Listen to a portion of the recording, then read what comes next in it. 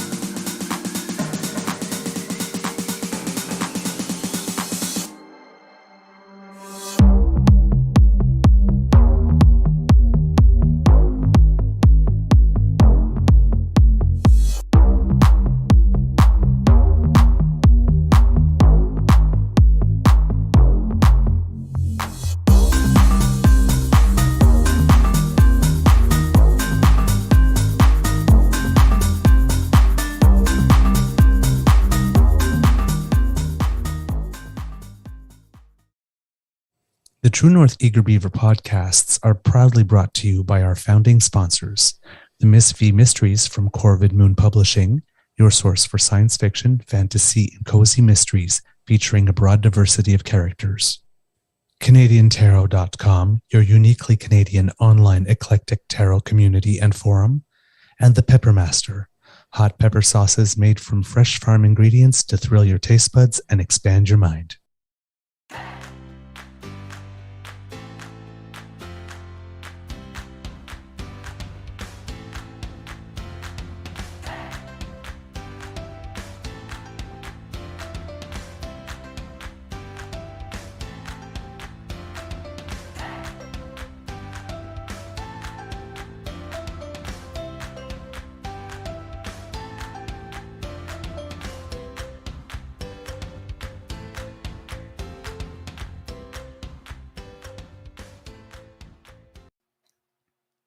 Well, good morning, and hello, kits, and welcome to Season 3 and episode number 183 of the Daily Beaver Morning Show here on the Crier Media Network.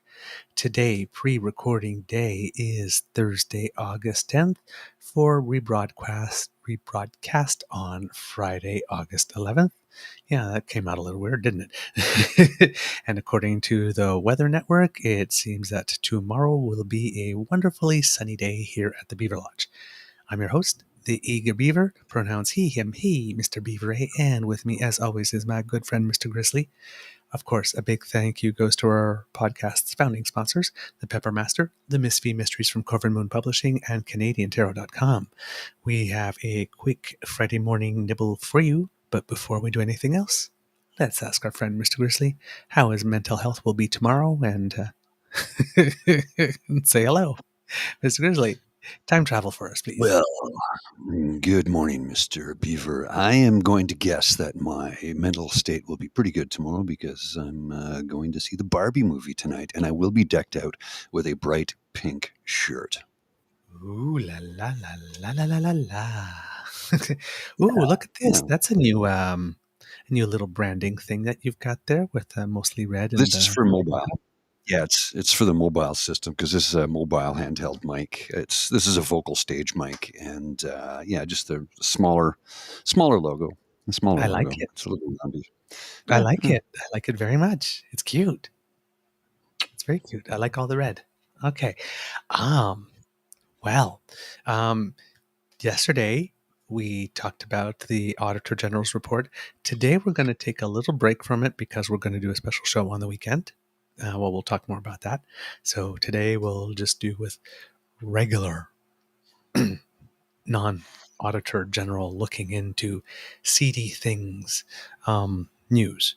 But before we do, because I do want to touch on it a little bit, because one of the usual suspects, Brian Lilley, is out there today doing his usual things. Now, Brian Lilley has two go-to moves, right? One, when you're criticizing him, he will direct you back to the article he wrote and say, read the article, as if you didn't read the article before commenting. That's because he's got nothing. That's because he's got nothing. He's got nothing. Yeah. The other thing that he does is he just dismisses something with the back of his hand. No, it's not. That's totally untrue. That's inaccurate. And doesn't use the opportunity to proactively volunteer why or how it is inaccurate or not true. Bit of an It's arse, isn't he? just not true because Brian Lilley said so. So he has this article out right now that says, or titled, Lilley, plenty of Greenbelt opposition is driven by lies, not facts, because Brian Lilley is known to be a champion of facts. And apparently the issue that Brian Lilley is taking issue with, see, this is where I hit the depth is so deep. I hate these types of words. But apparently the thing that Brian Lilley is taking issue with is the fact that people are saying that the lands were taken out of the Greenbelt last year and were privately owned pieces of property that had been, that the lands that were taken out of the Greenbelt were taken out of there and Ford gave them away or sold them off. Nobody said that. That's not even the issue. No, nobody even said that, though. Like, that's not the issue at all. You're right. It's like, good God, man. It's not the issue. He's trying to create a new issue to distract from the actual issue. Yeah, let's take something that the issue is clearly not, that nobody is saying it is, or if some people are, because some people are saying, oh, Doug Ford sold the land a profit like this. But if that's an uninformed opinion, that's fine. The issue is what the Auditor General said. Mm-hmm. The Auditor General did not say that Ford sold or gave away the land. What she said is that this was not a defensible process. And not at all. Really, that there was no process. No real process. No. At all. Right? And then it goes, of course, like, we have to build or no build, right? Everybody got that media line. Oh, yeah. Choice, build or not build. Okay, yes. But nobody has a problem with build or no build because we know that you have to build. But once you make that one binary choice of build or not build, then you have a whole rainbow, infinite possibilities of choices as to how to build, where to build, and to whom will you be offering this, what the Auditor General called preferential treatment and favoritism, which you should not be offering at all. No. That is the issue. So you have Brian Lilley, when he posts these things and says, look at the facts. Well, Brian Lilley, first of all, can't keep facts straight. And he also needs a better copy editor. And he needs a conscience. So, Mr. Grizzly, can we put a couple of things up? Sure. Yeah. Okay. So we'll just take 4 little snippets from his article. Again, since he needs a copy editor, I thought I would volunteer. So his first little snippet, hopefully it will. I see it here. So no, you do. Okay. Hopefully it will come up for the kids. I can't see it on the screen, but hopefully it will come up for the kids. Much of the resistance to the Ford government's Greenbelt decision is based on the false premise that they sold off or gave away government land. So, of course, you have to cross out false, and you have to put totally true. And then you got to remove government land and replace it with Greenbelt land, after he had promised in an election to not touch it following public uproar at the idea when it was expressed years earlier. We're not going to touch the Greenbelt. You don't want issue. us to touch it. We're not going to touch it. How many times did he say that? Yeah. So much of the resistance to the Ford government's Greenbelt decision is based on the false premise that they sold off or gave away government land. Should be rewritten to read, much of the resistance to the Ford government's Greenbelt decision is based on the totally true premise that they sold off or gave away Greenbelt land after it had promised in an election not to touch it following public uproar at the idea when it was expressed years earlier. And now that we have a Auditor General report, that the whole process was shady as fuck. Oh, yeah. As we could all see with our own eyes as it was happening in real time. That's why the three leaders of the opposition asked her to investigate this. And of course, while he's saying that this is a totally legal policy decision, that's another one of his tweets. The policy decision may have been totally legal, but what was not legal, again, was the process. Mm-hmm. No consultation, no environmental assessment, no financial assessment. And people paying 21% interest for tracts of land on which nothing could be built at the time, in a time where interest rates were close to zero. But that's not People suspicious at all. choosing to pay 21% interest. That's totally normal, right? Which is a totally sound business decision when there should be no prospects whatsoever of you being able to do anything whatsoever with that land. And of course, I wonder who lent money to people Which at 21% interest to buy land for which there never should have been a loan because nothing should have been happening on these lands. Mm-hmm. Who would have thought that was a good deal? Maybe that's why it was 21% interest. I've read so much about this in the last 2 days. The level of corruption. And Doug seemed to have been able to sidestep it because each reporter that was there yesterday for his press conference was allowed to ask one question and one follow-up. I'm like, excuse me? No, that should not be the way. We should have unlimited time to ask unlimited questions because it's $8 billion that they're going to profit off of public lands. And he keeps insisting, well, we're building. Ontario's not building a damn thing. Private developers are, number one. Number two, it is on land that is not meant to be developed, nor does it need to be, because there's already land set aside the size of Paris, France, a city of 12 million people, well, where they could put 1.5 million. Yep. And you're leading into the next clip, if you would put it up there from the article. In her report Wednesday, Auditor General Bonnie Lysyk put forward the opinion that the government didn't need to take the 7,400 acres out of the Greenbelt, that there is already enough available land to build houses on. That's her opinion, not a statement of fact, and it ignores several other factors. Rewrite. Yes.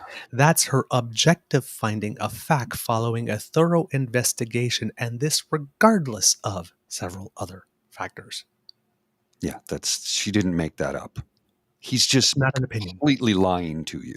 Well, that's another conservative move, right? When you say something that's a fact, then they say, oh, no, that's an opinion. No, this is a fact. It's a well-documented, well-known fact by various levels of governments, both provincial and municipal.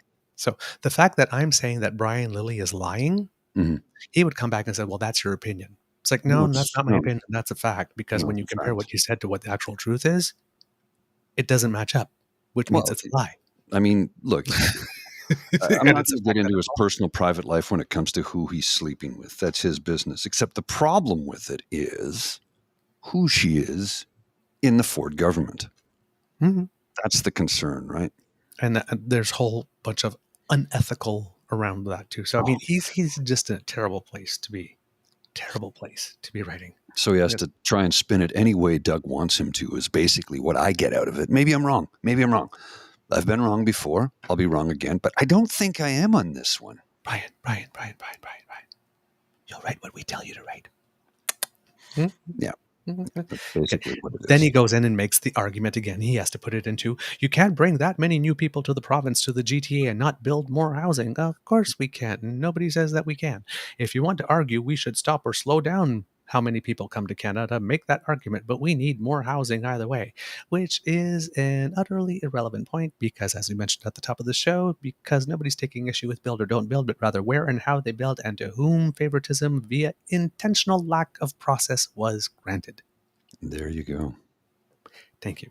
And then the final little bit that he put in there is, this is not a giveaway, get-rich-quick scheme for developers. The province is looking to extract a hefty premium from the landowners. And this would be an excellent moment to inform you precisely of what that hefty premium consists of, but that would be committing journalism. So no, I'm not going to do that right now. I'm just going to say that there's a hefty premium that's being extracted. I'm just going to leave it at that. He's just going to spin what Dougie wants him to spin is what it boils down to in the end.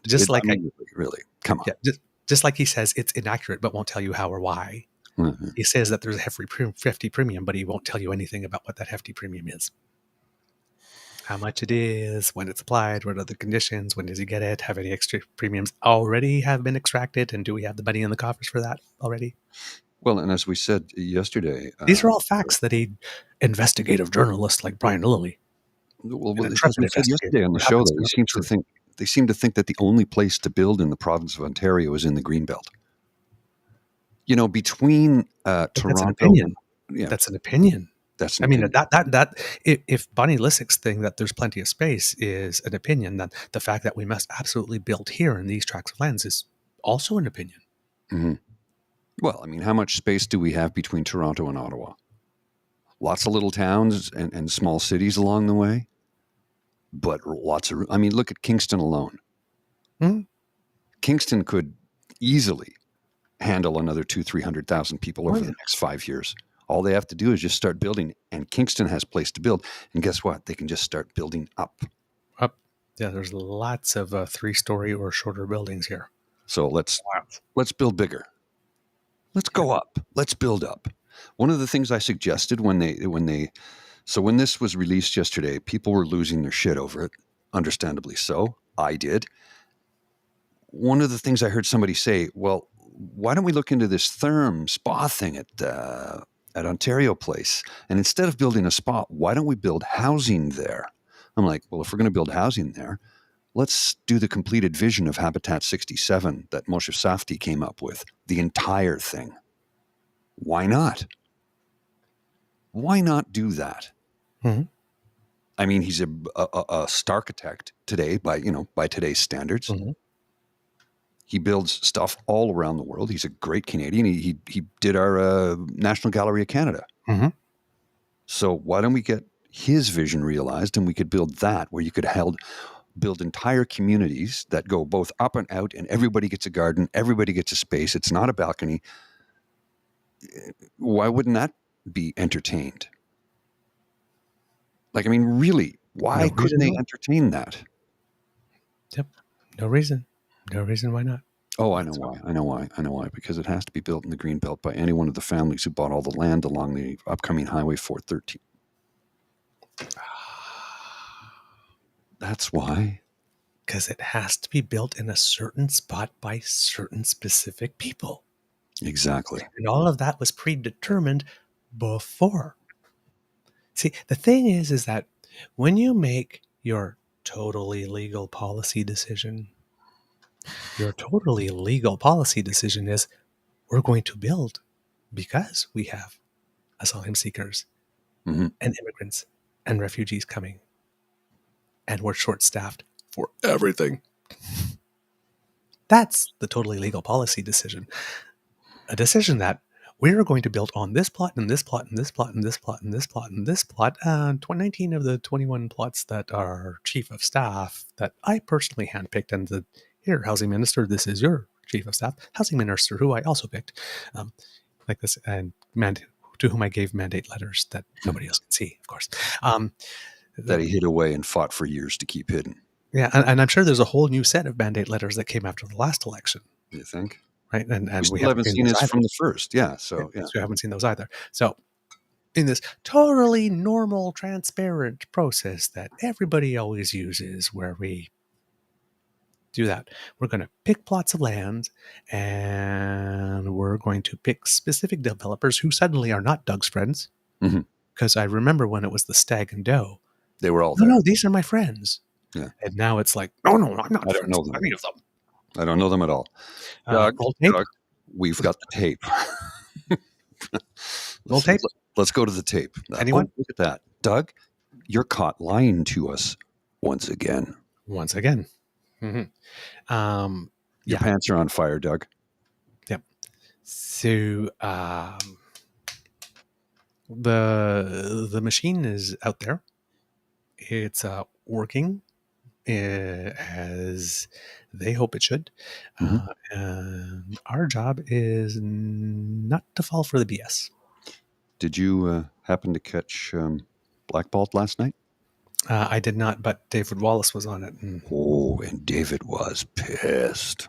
I can imagine. This was fiery David Wallace. He went off, and I was like applauding the whole time. He went off, and this is the man who was in the know. This is the man who was in the know. And he says, look, this is on my conscience. I'm the one who set this up. You know, I introduced these people to these people. He goes, I wear that. I fully accept that. But if we don't do something to stop these criminals, these wannabe mob bosses, we're going to lose our country. And I agree with him. Because look what they're doing. They're doing it right in our face. And how much do you want to bet that Therm place ends up being a spawn casino? That's why they're building all that parking, and that's why they need so much land for just a spa. Yeah, well, that's the thing. It's like, sure, it's going to be a big spa, but you don't pack people into a spa. And wait a minute, $450 million of public funds for an underground parking structure? Hold on a second now. Wait a minute. You're putting a casino in there, aren't you, Doug? It's a Trojan horse. It's not a spa. It's you know that joke I keep on telling about those men that tell their wives that they're going to Buddy's place to watch the game and have a couple of brewskis, but while they're there, the game just happens to be on TV. And yeah, they had a couple of brewskis, but they also called in a couple of people who provide pleasure and spent the afternoon doing things with them much more than they spent time drinking beer and watching the game. But the game was on and there was beer, so they were friends watching the game and having some beer. We're just not going to talk about all the other things that we were doing while we were there. Lying by omission is still lying. To create a completely different impression of how the afternoon went down. Sins of omissions are lies. Oh, yeah. Deliberate, intentional sins of omissions are lies because you edit the full truth so that the image presented is different than it actually is, and people think that you are better than you are. They're just sins of omissions are lies. It's a nice little word for it. Oh, I omitted to say that. I misspoke. You lied. You lied. You lied. And you lied and lied and lied. And you did it live on television yesterday in a presser. Yeah. I don't know these people. We have to build houses. We're building houses. We choose to build because people need places to live. People can't afford to buy in downtown Toronto. Oh, right. So we're going to build out in the middle of nowhere where there's absolutely no infrastructure that apparently the developers are going to pay for, but we know that isn't true. That always gets handed over to the municipality. Yeah.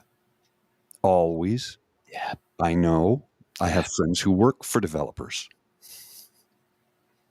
I know how this game is played. I have inside information. Believe me, we'll all get stuck with the bill, and they'll make it like bandits in the meantime. All right. That's enough about them for now, because we're going to talk about Premier Porky Pig tomorrow. That's all, folks. We're going to go off on Doug on Saturday. It's not all Premier Porky Pig. Now, on Wednesday, Mr. Grizzly, because I couldn't join the show, you mentioned something that was particularly delicious. I believe it had something to do with the fact that our Prime Minister, who has asked for some privacy while his family is going through a very tough time, which of course every conservative in Canada, in the United States, in the UK, in Russia, wherever in the world, because most of these comments are not coming from Canada, have decided that no, we are not going to do that. And then of course decided that, oh, well, if you wanted privacy, why are you putting pictures up there? Because of course, please respect my privacy means, when you translate it into conservatism, I am going to become an invisible hermit for the foreseeable future. And if ever you see me pop my head out, attack me. Yeah, that's seems to be what they believe it is. And it's like, there were a lot of people that I just went off on yesterday on the Twitter. And I followed threads of people going, you don't seem to understand the difference between consent and privacy. Privacy means you do not invade their private lives. If they're out in public and they decide to share an image that they took because they were having fun as a family, that's not an invasion of privacy. They're giving you consented information. They've consented to doing this in public. Privacy means don't pry into our lives when it comes to our children, when we're talking about the divorce or separation that we're going through. Respect our privacy means if you invade us, you're doing so without our consent. If I post a picture of myself with my friends or family, that's consenting individuals to that. And anybody can do that. Respect my privacy does not mean I'm going to live like a hermit. It means don't pry into my private life. Right. I can share anything about my life that I choose to. When you pry into it, you're not respecting my privacy. And they don't seem to understand the difference. They do not seem to understand that. Is it a lack of critical thinking? Or is it just if it's not in your interest to understand, if you're not paid to understand. Yeah. If the corner you're working as you're hiking up your skirt depends on you not understanding. And we'll get to there because I chose corner working for specific for a reason. Yeah, of course.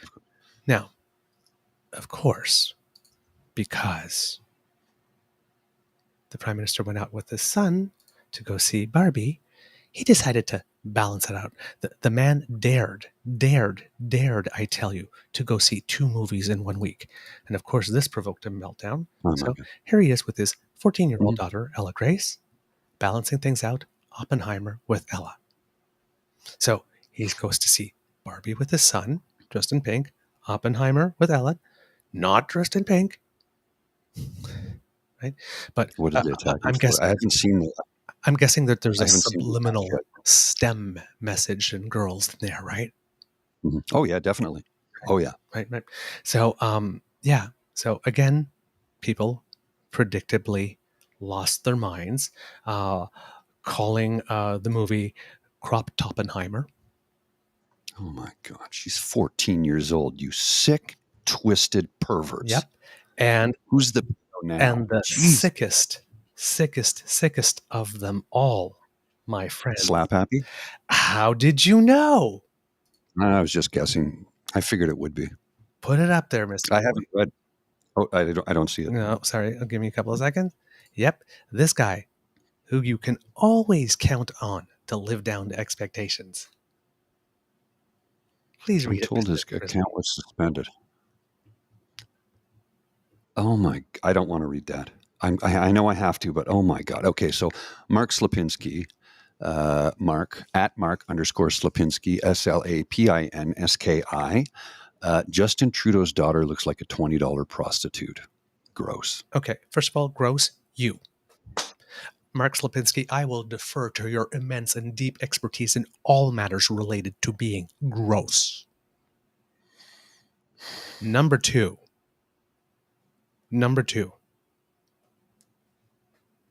Dude, we're going to talk prostitutes? What are you doing? What are you doing right there?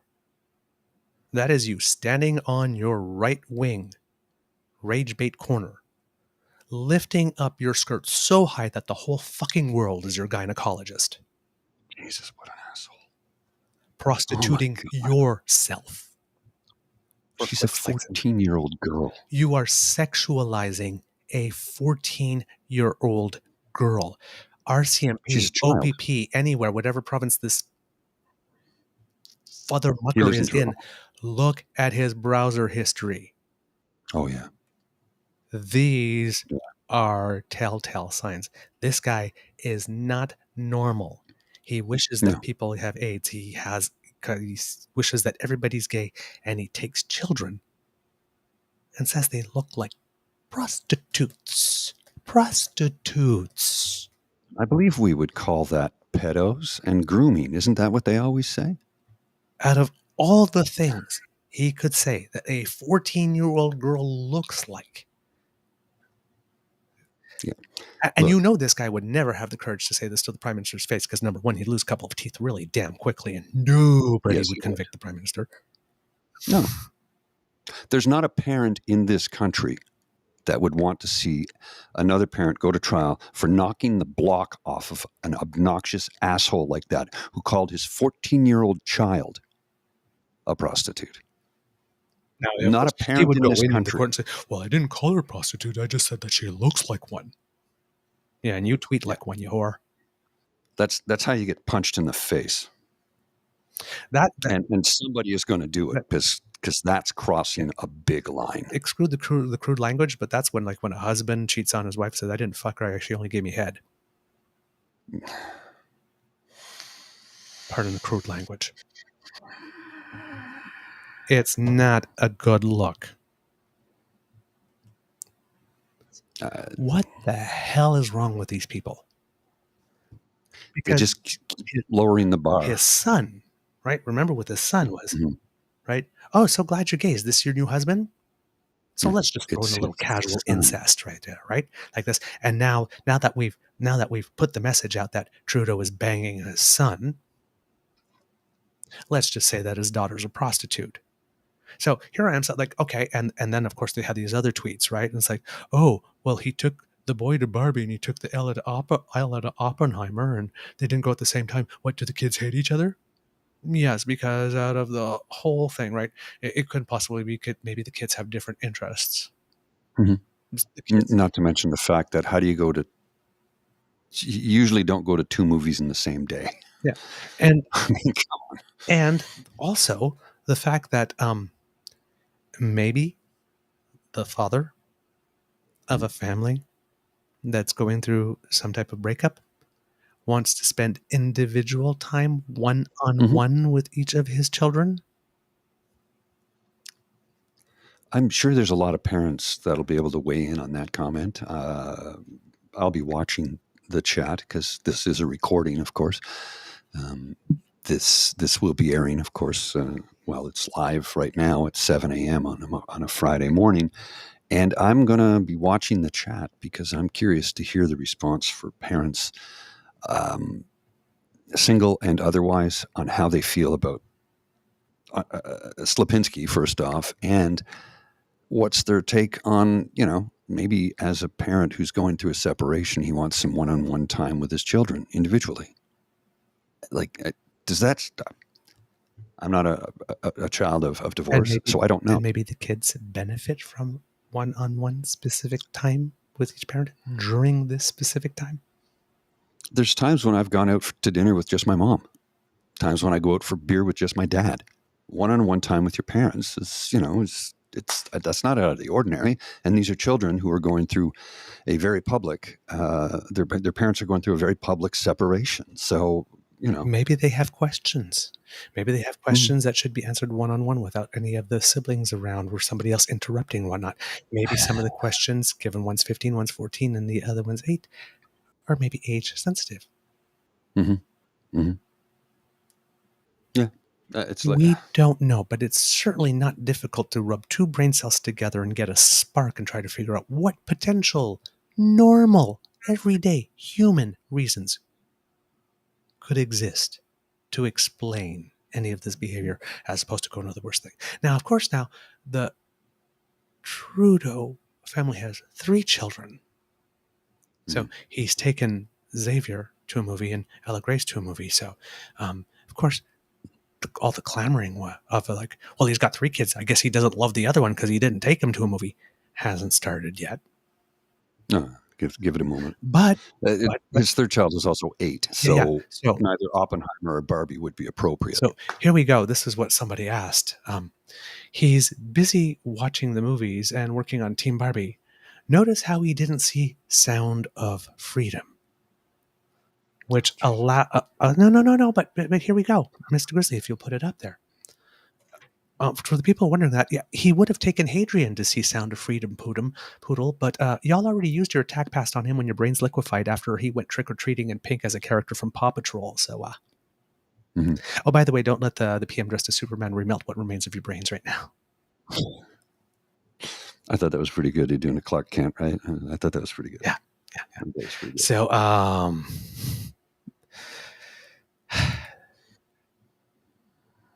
these people are trying to exhaust you. Well, I'm not going to let them. Some days I will be exasperated to the point of I just got to unplug and take a couple of days away. And in other days, you just fire me up. Yeah. And then just to go show that there's international, because we get the world's biggest postulant asshole, Pierce Morgan, Here's saying, Morgan. "I'm glad I'm not Canadian." It's like, yeah, we're glad too, motherfucker. We're glad to. And then Yeah. he continues. Oh, I've gotten so much love and support for all Canadians. Well, number one, most of those are not Canadians, buddy. First of all, number two, there are 40 million of us, and I'm sure probably not even a million of us have written to you. And of those of us who've written to you, all the comments were not positive. I know because I sent you one. Yeah, I did. I said, when you have to break about the size of your follower count, that's some serious SDE. Take the L on this one, bud. You earned it. Yeah. And you know what SDE is, right? So, yeah, Pierce, don't you have some mixed race royal who decided that after one date with you, she didn't want to see you again to bash? Or are you just diversifying your portfolio from one mixed race person to you? Asshole. Did you see when he had, was it Chelsea Handler on his show Oh, a couple of years she back? ruined him. She tore him a new one. Oh, yeah. She doesn't take shit. No. She told him point blank, "You're an asshole," right to his face on his show, and they aired it. Yeah. Yep. And then, as you mentioned on the show, we have Evita Polyev, or Melaniida Polyev, doing voiceover on a lovely commercial that, as you mentioned appropriately and quite astutely, Mr. Grizzly, is quite effective. But, they're turning around and, they're trying to make him sound like such a wonderful guy because they're trying to soften his image, right? So it's like, he's warm, he's kind, he's empathetic, and he listens. And these values motivated this contrasting ad about PeePee being a good family man at the very same time that his main opponent, who's been a good family man for way longer because his oldest kid is 15, and I don't know how old Pierre's is, but judging by the commercial, probably still in diapers, and is separating from his spouse. Yeah. Because he's we're trying to make political hay out of that. And we put this contrasting ad, sticking the knife right in around the kidney area, while the Prime Minister's back is turned, just give him a punch in there and then stick the knife in there and then twist that little knife in the kidneys like this, right? As he's going through a separation, this is the time I'm going to say that I'm the family man because I'm warm and I'm kind and I'm empathetic and I listen. The one comment I saw was, "This will get every woman in Canada to vote for him." I'm like, oh, come on. Really? Everyone. One ad? No. One ad's going to change it? Every no, it's woman not. in Canada, except for the woman like that one we saw in Belleville who was like yelling. Because everything on every other woman that's not a woman like that went dry. Yeah. Oh, yeah. Well, and the funny thing is, it's like something James pointed out in an article he wrote was this is going to fall flat with a lot of families across the country because a lot of families across the country are going through or have gone through what Justin and Sophie Gregoire are going through. We keep on saying it again. All your friends who are divorced are looking at you and thinking you're kind of a dick, and all of us who are children of broken families are looking at you and we're thinking you're kind of assholes. He's going to rub his good family values in the face of everybody, and it's an effective ad, but it's going to backfire on him because it's just more phony shit out of him. I'm kind and I'm empathetic. Watch me stick the knife in watch me stick the knife between the shoulder blades of my opponent as his family is being shattered because I'm kind. Kind and empathetic is not the words I would use to describe a man who said that diversity, equity, and inclusion is garbage. Or that Indigenous people just need to develop a stronger work ethic.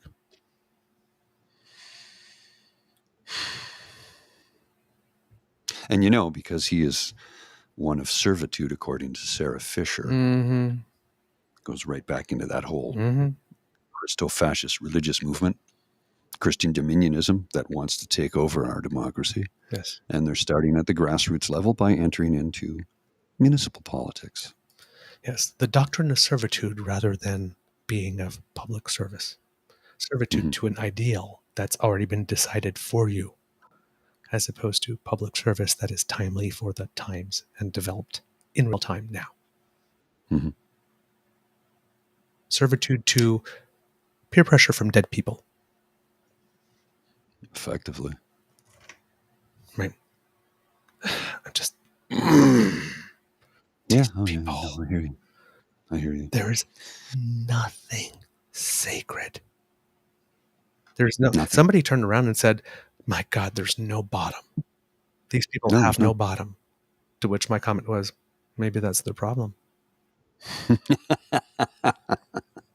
Maybe if they had a bottom or two, they'd be much happier people.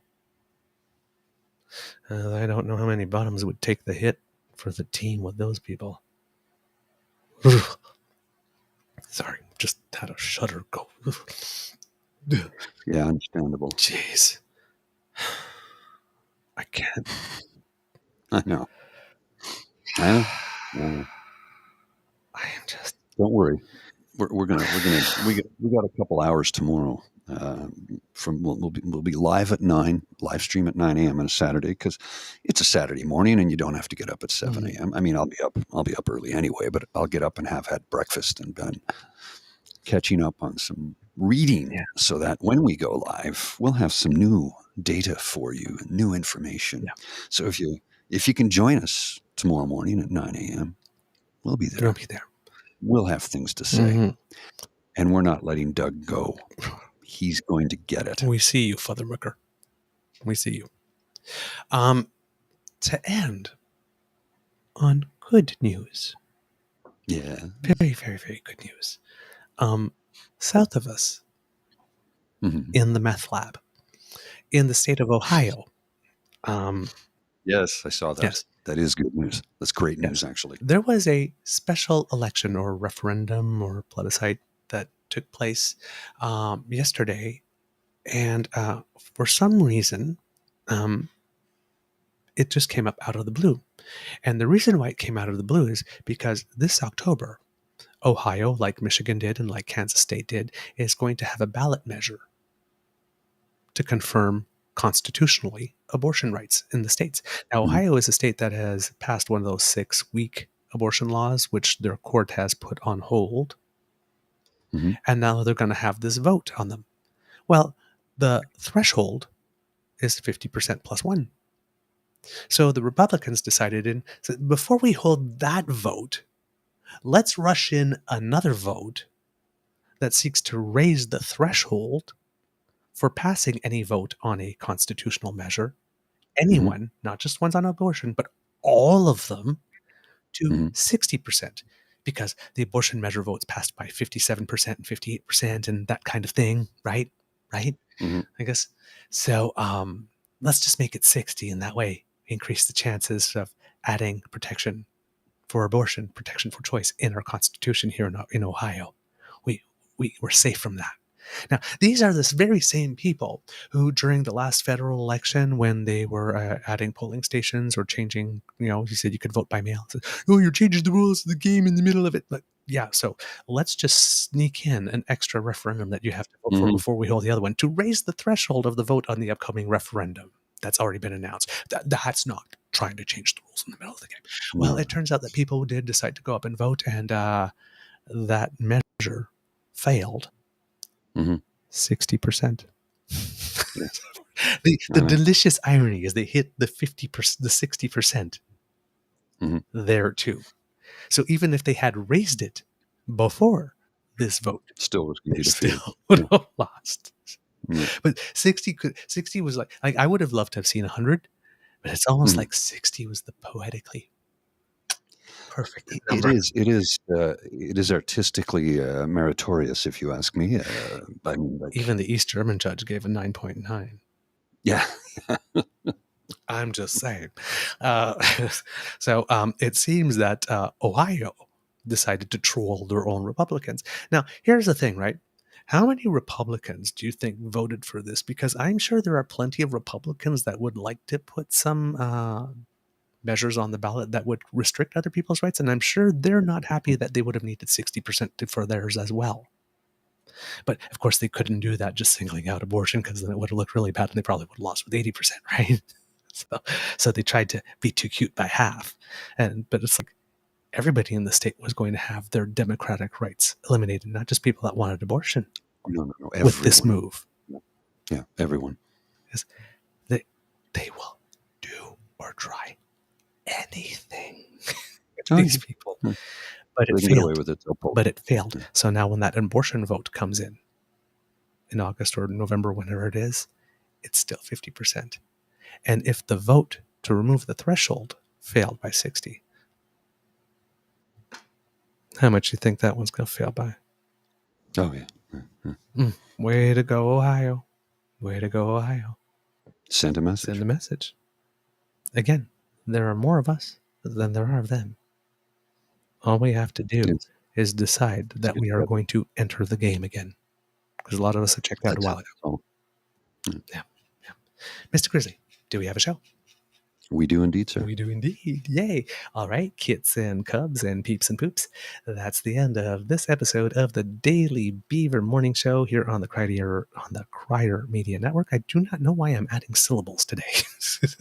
On the Crier. We hope that you love listening to us, because we loved making this for you. We loved it so much that we actually made 2 today. Remember, and we're coming back tomorrow. We'll be back tomorrow. That's love. That is love. Something. Remember that sharing is caring and word of mouth is priceless. Let your peeps know about us, because democracy is something that you do. Yes, donate to the Red Cross. Yes, if you meet an asshole that yells the F word on the street to you, if you happen to be rainbow, or even if you're not, report it. Do all those things. But if you're in Ontario, when I say write letters,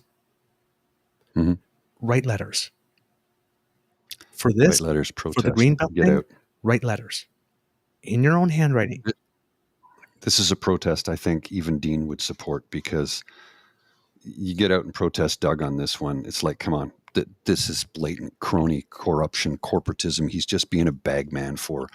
Yeah, I mean, this is the lowest I've ever seen. There's never been anything more directly and obviously and blatantly and brazenly corrupt in all of this nation's history.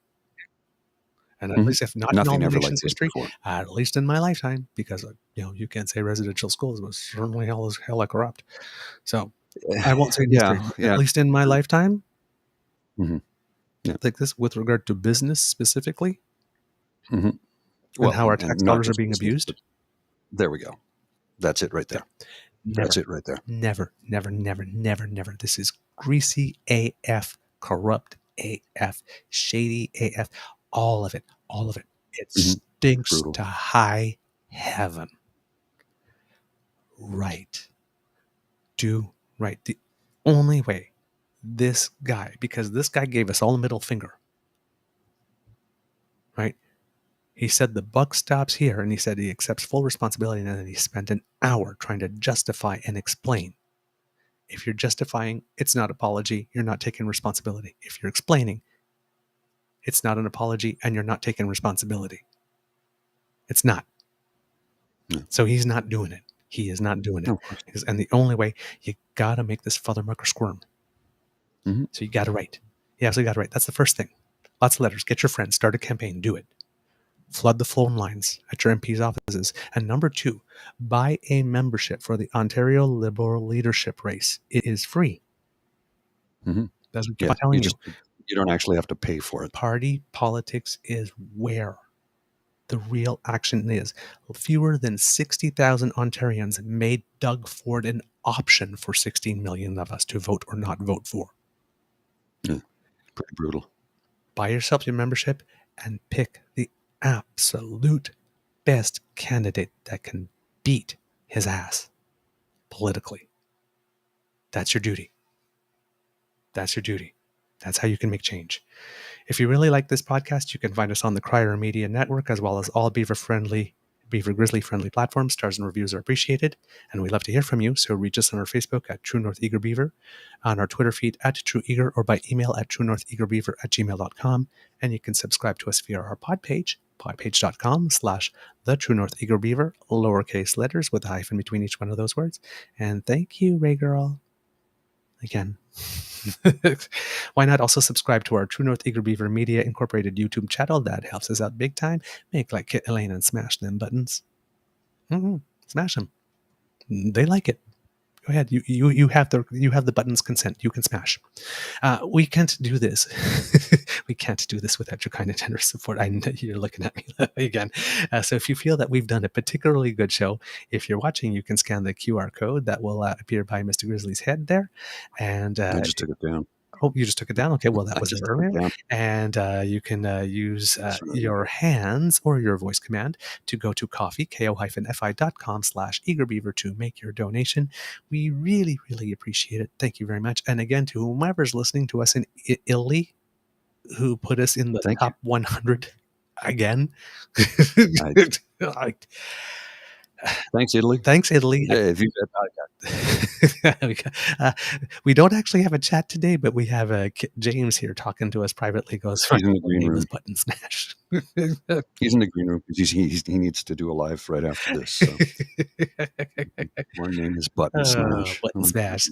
Hello, Button Smash. You looking really cute today. From the Beaver Lodge, this is your Eager Beaver saying, until next time, dear kids, it can be a tough world out there, so please be kind to and gentle with yourself. Mr. Grizzly, please, some words of wisdom. Yeah. Hound the living hell out of Doug Ford's office. Hound the hell out of them. They can't block you. They are legally required to take your calls. If you call them repeatedly, if you write them repeatedly, they are legally bound to take that. Mm-hmm. Flood their zone. Flood the zone. Make it so. Let them know. Send so much email that their servers crash. Flood the phone lines so that they can't take any business calls or any calls from their developer friends, for example. Because this is not a show up at the constituency office. Mm-hmm. Mm-hmm. I guess call and demand a meeting with your MPP. Yeah, make it so. Make it so. You have to get in their faces. Go. All right. So those are the words of wisdom. Mr. Grizzly, please roll them credits.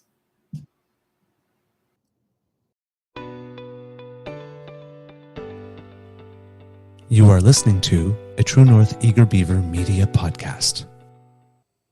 The True North Eager Beaver podcasts are proudly brought to you by our founding sponsors, the Miss V Mysteries from Corvid Moon Publishing, your source for science fiction, fantasy, and cozy mysteries featuring a broad diversity of characters.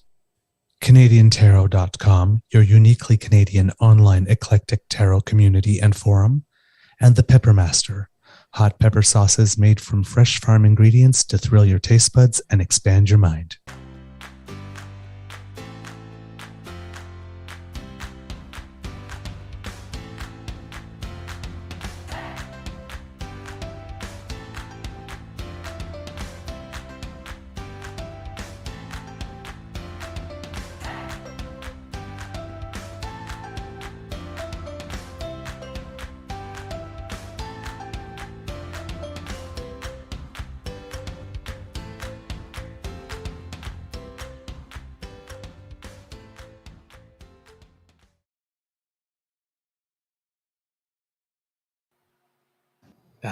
There we go.